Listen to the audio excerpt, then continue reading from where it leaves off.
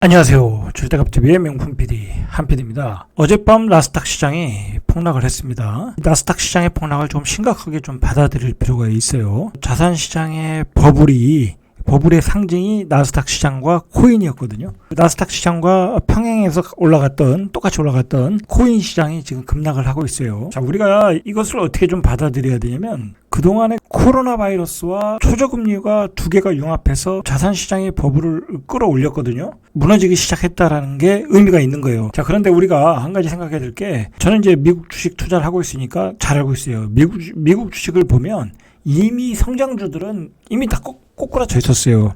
소위 말해서 빅테크, 대형주 빼고는 이미 이 나스닥의 그 소형주, 중형주, 개별주들은 60%에서 80% 빠졌었어요. 계속 꼬꾸라지고 있었어요. 그나마 나스닥 시장을 끌고 나갔던 게 빵 기업이었거든요. 애플, 테슬라, AMD, 엔비디아 대표주들이었거든요. 자, 근데 그런 주식도 상승세가 이미 꺾였다. 자, 어제 같은 경우에는 넷플릭스가 합점에서 한 21%가 빠졌거든요. 자, 이게 제가 왜 이 주식 시장부터 얘기를 하냐면, 중요한 게 뭐냐면, 지금은 부동산 시장만 보면 안 돼요. 자, 부동산 시장만 보고, 올해도 공급 물량이 모자르다. 올해도 전세 가격이 올라가니까 매매 가격도 치고 올라간다. 단순히 그 부동산 시장만 보고 앞으로의 전망을 한다는 것은 굉장히 그 시장을 제대로 예측할 수가 없어요. 그렇게 되면.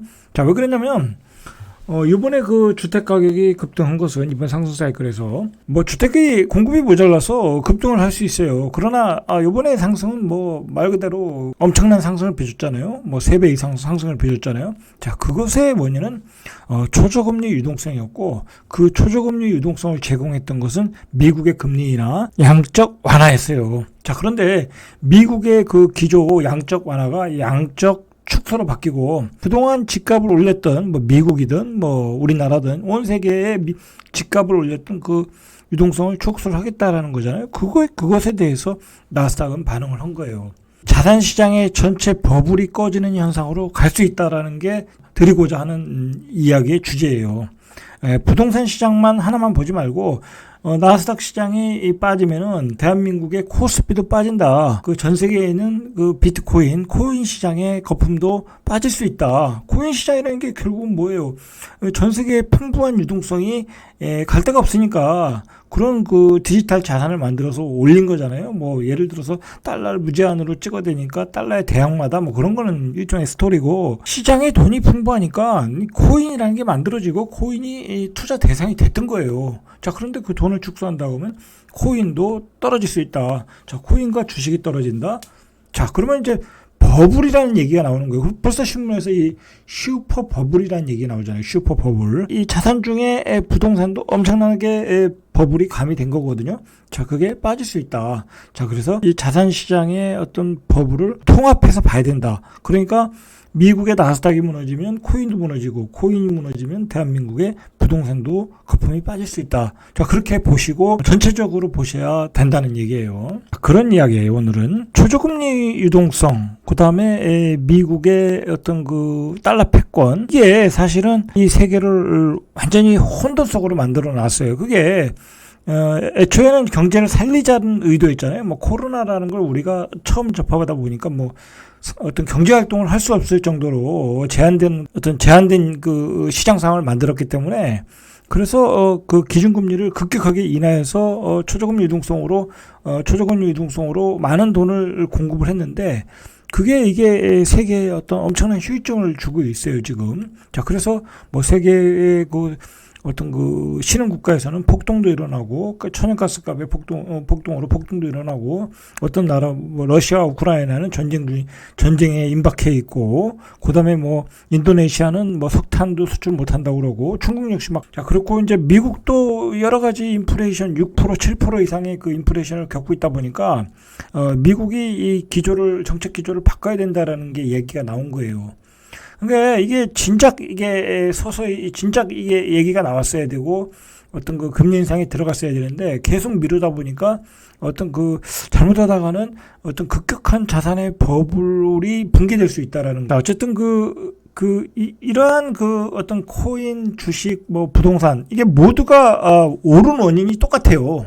10% 유동성 양적 완화했단 말이에요. 그 원인을 제거하겠다. 자, 그러면 당연히 도미노 효과가 나올 수 있다라는 거예요. 일단은 여러분들이 뭘 생각을 해야 되냐면, 우리가 이제 요즘 코인을 많이 투자하잖아요. 제가 가만히 보니까 두세 달 전부터인가요? 일반인들이 코인을 이제 어떤 시장의 투자 상품으로 다 받아들이더라는 거예요. 그래서 웬만한 사람들이 다 코인을 해야 되겠다라는 거예요. 자, 그 신호가 뭐냐면 기관 투자자들이 막 대거 진입을 했거든요. 코인에.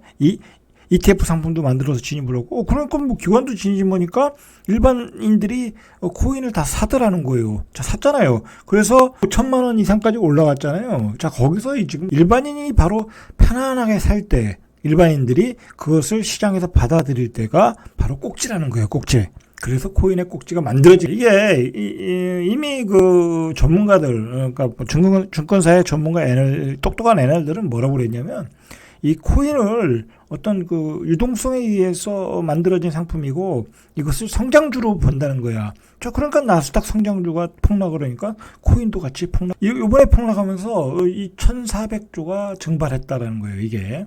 자, 현재 비트코인이 12% 정도 빠졌고 이더리움이 한 17% 정도 빠져서 작년 이후에 244조가 날라갔다. 자, 이게 여러분 심각하게 이게 생각을 해야 될 게, 항상 금융시장은 그 투자자들, 예를 기관 투자자들, 뭐 개인 투자자들은 뭐 마통을 쓰거나 신용대출을 받거나 뭐 뻔해요. 그 사람들은 대출 받아 쓴 건 당연하고, 기관 투자자들도 레버리지를 이용해서 투자를 하거든요. 그 사람들도 중권 투자도 그렇고 뭐 공매도 치는 것도 그렇고 다 레버리지예요. 결국은 이렇게 하루아침에 막 과다하게 폭락이 나오면 이렇게 244조가 날아갔다는 것은 그 레버리지로 차입을 얻었던 사람들이 결국은 그 돈이 공중으로 다 날아가는 거예요. 그러면 어떻게 되겠어요? 가지고 있는 자산을 팔아야 되는 상황이 오는 거예요. 만약 예를 들어서 내가 우량주로 대출을 받아서 코인을 샀다. 기관들이 그렇게 하거든요, 실제로. 그리고 뭐 예를 들어서 우리나라 기관들이 삼성전자를 대출 받아서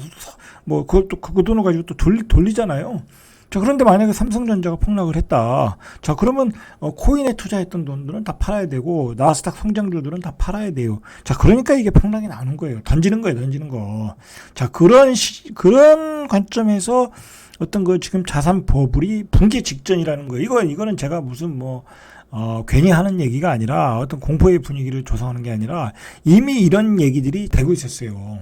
자, 그래서 이번 뒤에서 얘기해 2008년의 금융위기와는 다르고 2000년에 어떤 버블닷컴과는 다른 그 두 가지가 융합된 버블닷컴과 2008년에 금융위기가 융합된 그러한 아주 금융위기가 올 수 있어요. 이렇게 급격하게 코인이 급락을 한다든지. 그리고 어젯밤 같은 경우에 넷플릭스가 21%가 빠졌거든요. 실적이 나쁘다는 거예요, 실적이. 과연 실적이 나쁘다고 해서, 물론 실적이 좀 많이 나빠졌긴 했는데, 영업이익이 줄어들었다는 건 또 그만큼 투자를 했을 수도 있거든요. 그런 관점으로 볼 수도 있는데, 무조건 실적이 나쁘다고 해서, 21%가 고점에서 그냥 폭락했다. 이거는 말 그대로 이렇게 되면은 고점에서 어떤 주식을 팔 기회를 다 잃어버리는 거야. 거기서 10%만 더 빠지면 코비드 전 가격이 되는데, 그러면 그동안 올라갔던 돈들은 올리면서 가격이 올라갔던 돈은 공중으로 다 사라지게 되는 거야. 자, 그러면 어떻게 되겠어요? 그게 들어가 있던 ETF 상품은 어떻게 되겠어요? 굉장히 수익률이 떨어지겠죠? 다른 주식들을 또 팔 수밖에 없는 악순환이 된다는 거예요. 자, 우리가 이렇게 나스닥 시장이 어떻게 됐어요? 우리 서학개미가 동학이 안 되니까 한 몇 개월 전부터 나스닥으로 다 몰려갔잖아요. 나스닥 시장 계속 빅테크 기업들이 올라가니까. 자, 그렇게 투자자들이 몰려갈 때 코인도 그렇고 나스닥 시장도 그렇고 버블이 터지더라는 거예요. 버블이 터지더라. 집값도 마찬가지잖아요. 작년에 2030 세대가 연끌하고 그래가지고 결국은 집값이 지금 버블이 터지고 있는 거잖아요. 자, 그렇게 집단이 편안하게 살 때가 바로, 자, 그래서 지금 나오는 얘기가 슈퍼 버블이 붕괴한다. 자, 3번의 슈퍼 버블이 붕괴한 적이 있어요. 1920년대 대공황. 이건 자본주의 시스템의 어떤 오류였죠, 오류. 자, 그 다음에 2000년 초에 닷컴 버블. 자, 이때는 회사가 그냥 뭐 어떤 실적도 없고 그냥 태동하는 식이잖아요. 너무나 새로운 기술이 나오다 보니까, 혁신적인 기술이 나오다 보니까 이게 무슨 황금덩어리인 줄 알고 막 20일씩 30일씩 막 그렇게 상한가 쳤어요. 그러다 보니까 그냥 꼬꾸라졌던 거죠. 자, 2008년은 뭐예요? 이건 금융위기. 인간이 이 탐욕이 만들어낸 어떤 레버리지의 효과를 이용해서 탐욕이 만들어낸 어떤 그런 상품들의 어떤 그 부실로 인해서 금융위기가 터진 거잖아요. 자, 그런데 지금 이제 2022년도 바로 그 슈퍼 버블이 이 붕괴, 그 네 번째 붕괴가 된다라는 거예요. 너무 유동성이 과다 공급됐다. 첫째. 그 코비드 이후에 미국의 풀린 달러가 뭐 3조 달러라고 그래요. 근데 그게 예를 들어서 한 7년 내지 8년 정도에 풀릴 달러가 한 3개월 만에 풀렸다는 거야. 그러니까 얼마나 많은 돈이 풀렸냐. 자, 그 풀린 돈이 다 어디로 갔겠어요? 자산시장으로 갔겠죠? 뭐 주택시장, 나스닥 시장, 코인 시장으로 갔단 말이에요. 그러니까 미국도 집값이 엄청나게 오르고 그걸 대출받아서 많은 임대사업자들이 나오고, 임대사업자들이 그걸 임대를 놓고 임대료를 못 내니까 코비드 위에 막 쫓겨나서 노숙으로 살고, 뭐 그런 상황으로 가더라. 자, 그러니까 결국은 돈을 많이 풀어줬는데 또 금리를 올린다. 금리를 올리면 또 자산 가격이 떨어진다. 자산 그 환수가 안 된다. 그러면 어떤 금융위기가 올 수 있다라는 거예요. 자, 일단은 이런 어떤 그 현재 돌아가는 상황으로 보면, 일단 주식시장, 뭐 우리 대한민국 주식시장은 작년 제가 유튜브에서 방송을 했지만 작년 5월에 제가 유튜브에서 방송했거든요. 주식 다 팔아라. 이제 추세 꺾어졌다라고 얘기했어요. 그리고 하지 말아라. 앞으로 하지 말아라 그랬어요. 폭 과대가 나오면 단타 트레이닝만 하라고 그때 얘기를 했어요. 제가 유튜브 보시면은. 그리고 몇 개월 전에 잠깐 카카오 네이버도 반등했을 때, 몇 개월 전이에요. 그것도 작년 9월이었던 것 같은데, 그때도 다 팔아라. 그때 카카오 이제 뭐 어떤 독점 플랫폼에 대한 어떤 그 문제점이 나왔을 때, 이렇게 되면 성장성이 좀 떨어진다라고 얘기했잖아요. 그러면서 카카오도 팔아라라고 얘기했어요. 그때 다 파셨으면 그때 가격에서 지금 가격이 반토막 나죠. 저는 그렇게 다 얘기했어요. 자, 이미 얘기했고, 주식시장은 나스닥 기준으로 보면 완전히 이제 추세 전환이 꺾어졌어요. 거기는 올라가도 이제 어떤 데드캣 바운드, 그냥 살짝 죽은 고양이도 밑에서 떨어지면 그냥 바운딩 하듯이 반등 구간만 조금씩 나타난다라는 거예요. 그러니까 가격 조정, 기간 조정으로 들어간다. 자, 나스닥이 조정받으면 뭐 대한민국 주식은 더 꼬꾸라질 수 있고, 대한민국의 부동산도 깊은 하락으로. 잠깐 우리 주택시장도 점검을 해보면 지금 폭풍 전야예요. 자, 이제 금리가 올라가다 보니 구매력이 다 떨어졌어요. 제가 전 시간에도 얘기했지만 3억일 때 5% 6% 금리와 3억에서 6억 뭐 9억 된 집의 5% 6%는 체감이 틀려요. 살 수가 없는 가격에, 우리가 3억이었던 게 6억이 돼도 살 수 있는 건 저금리였기 때문에 사는데, 이제 옛날에 금리로 돌아가면 그게 가격이 높은 가격에서 살 수가 없어요. 지금 전세도 비싼 전세는 나가질 않아요. 금리가 올라가니까. 뭐 전세 사는 사람이 뭐 돈이 많아서 전세 사는 건 아니잖아요. 자, 그래서 이제 서울도 1, 2주 내에 마이너스가 나오겠다라는 거예요. 자, 거래 심리도 19개월 만에 최저다. 자, 일단은 추세 하락이 이제 어떤 임박했다라는 거예요. 서울의 매매 수급 지수가 91.2예요. 이게 80대 중반만 가면 이제 폭락이 나오기 시작하는 거야. 전체적으로. 지금은 이제 가끔 금매가 나오는데, 금매가 나오다 보면 그 가격이 평균가가 돼버려요. 금매 가격에 다 평균가가 되는 거예요. 지금 아직은 그런 시장이 아니에요. 그렇게 맞춰지진 않았어요. 그렇게 되는 데는 많은 시간이 걸리겠죠. 뭐 세종도 마찬가지예요. 세종도 예를 들어서 금매로 뭐 한 2억 정도 떨어진 가격이면, 그럼 그 뒤 이어서 그런 가격들이 나와야 되는데, 아직은 그렇지는 않아요. 아직은 옛날 가격으로 이렇게 걸어놓고 그런단 말이에요. 근데 지금은 그게 이제 아직은 전체적으로 그런 그 금매 가격을 시장이 전체적으로 받아들이질 않지만, 어떤 그 금융위기, 어떤 버블 붕괴가 시작되면 이제 그런 가격들이 계속 나올 수가 있다는 거예요. 자, 전세 수급 지수도 올해는 좋아질 거라고 하는데, 그 임대차 보호 3법의 갱신근간이 끝나니까 좋아질 거라고 하는데, 저 전세 수급 지수도 계속 떨어지고 있다. 93.1이 되고 있다. 이게 2019년 9월에 95.9를 기록한 이후에 2년 4개월 만에 최저 수준이다라는 거예요. 전체적으로 하락 추세에 임박하고 있다. 제가 이제 자산 시장을 통으로 봐야 된다라고 하는데 그 부동산 전문가들이 많은 전문가들이 대부분이 이제 부동산 시장만 보잖아요. 금융 시장을 제대로 알고 부동산 시장을 제대로 아는 사람이 그렇게 없어요. 그렇잖아요. 금융시장이라는 게 그렇게 간단한 것도 아니고, 그리고 금융시장은 잘하는데 부동산 시장을 또 잘하는 사람이 없어요. 그 양쪽을 잘하는 사람이 없어요. 그러니까 제가 얘기하지만 저는 부동산 전문가이기도 하지만 제가 뭐 주식 투자를 엄청나게 하니까 뭐 오랜 기간 동안 하다 보니까 자연스럽게 뭐 금융시장도 잘 알고 있거든요. 그러다 보니까 지금 시장은 이 두 개를 융합해서 봐야 되는 거예요. 근데 대부분의 부동산 전문가들은 계속 강조하는 게 유통 물량, 공급 물량을 이야기해요. 이거는 장기적으로 보면 이게 맞아요. 장기적으로 보면 그게 맞죠. 유통 물량, 공급 물량. 뭐 그게 많아지면 당연히 가격이 떨어지고 그게 부족하면 당연히 올라간다고 나오고 맞지만 자산의 버블이 꺼지는 기간에는 이런 게 먹히질 않아요. 이런 게 먹히질 않는다.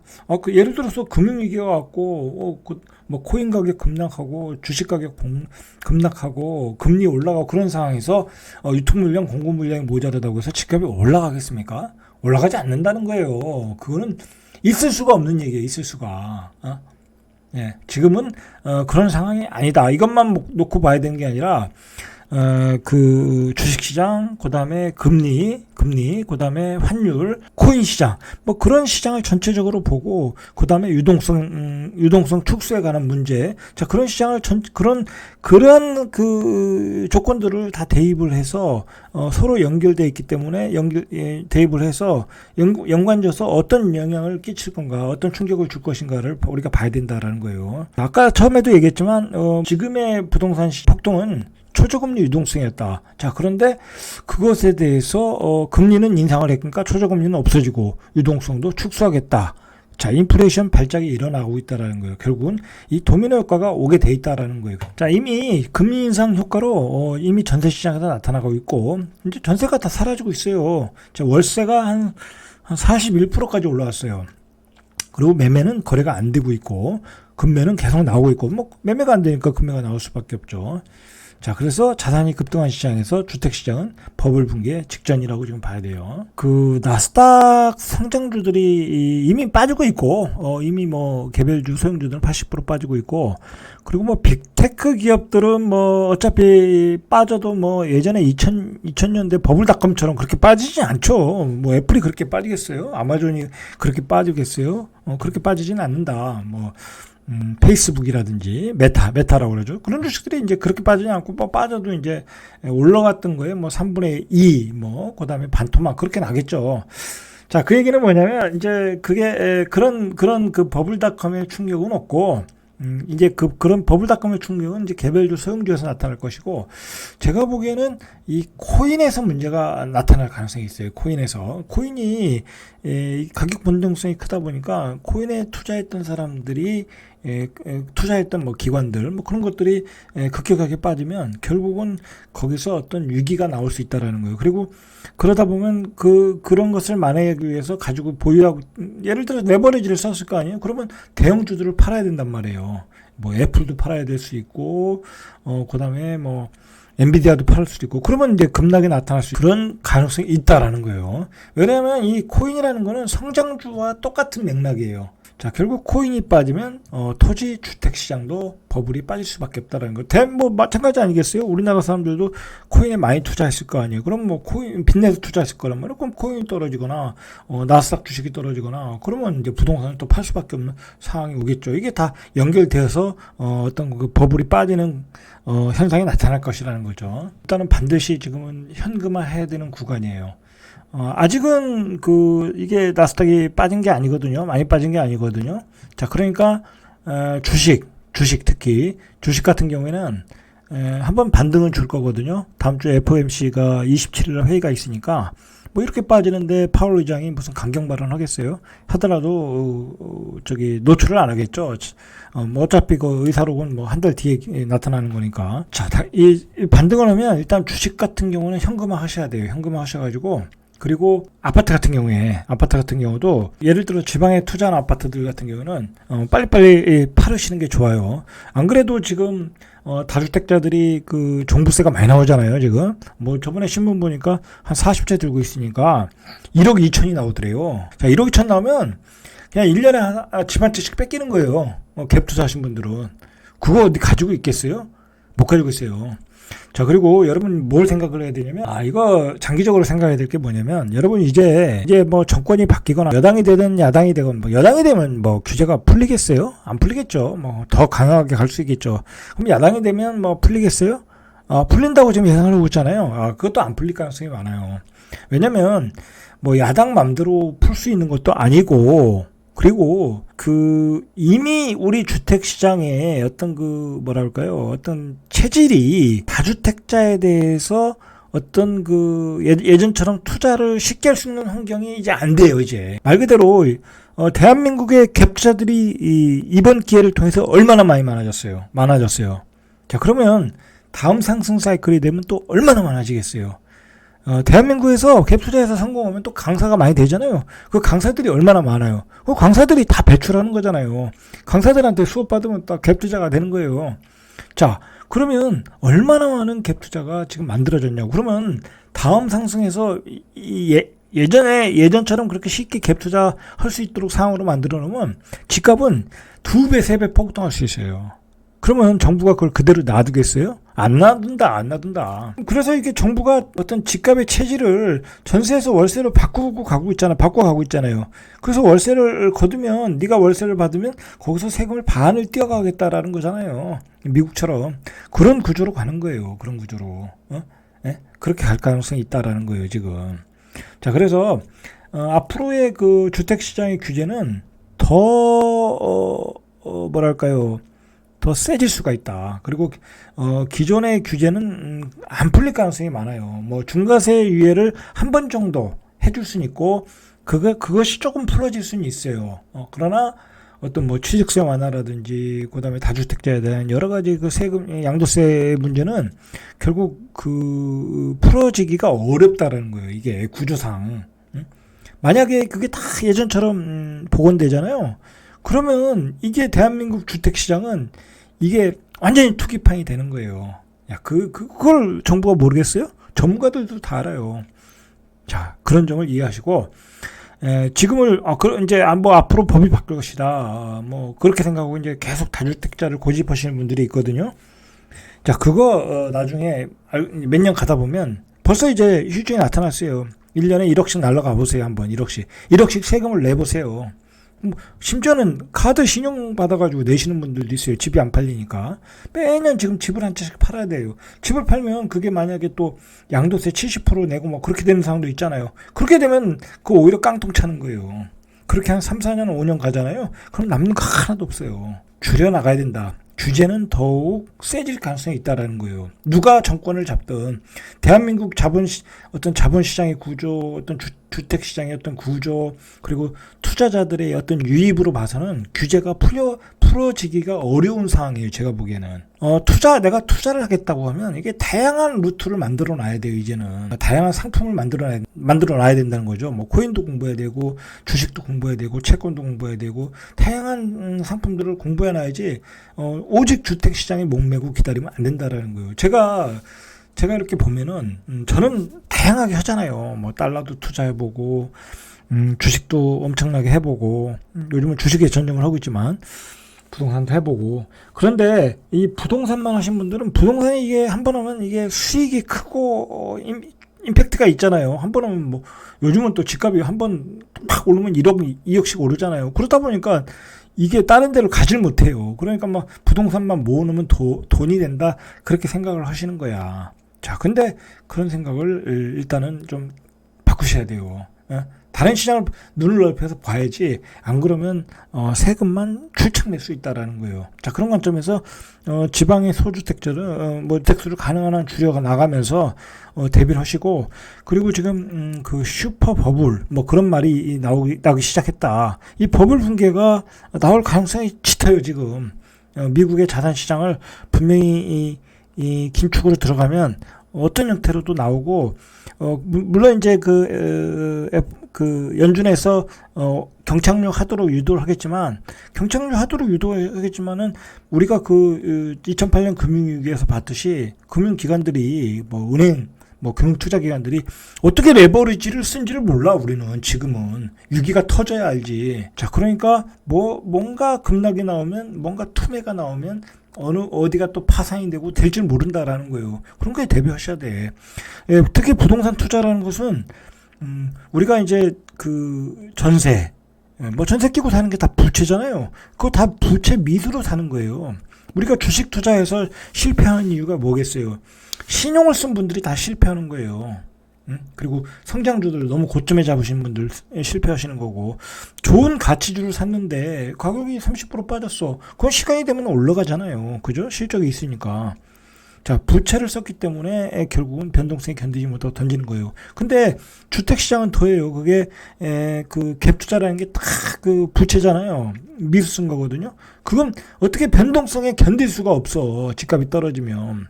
바로 역전세가 나고 돈을 갚아야 되니까 대출금리가 올라오고, 거기다 또 세금 폭탄까지 때리고, 대비를 철저하게 하시라는 얘기예요. 자, 이상 절대값TV의 명품 PD 한 PD였습니다.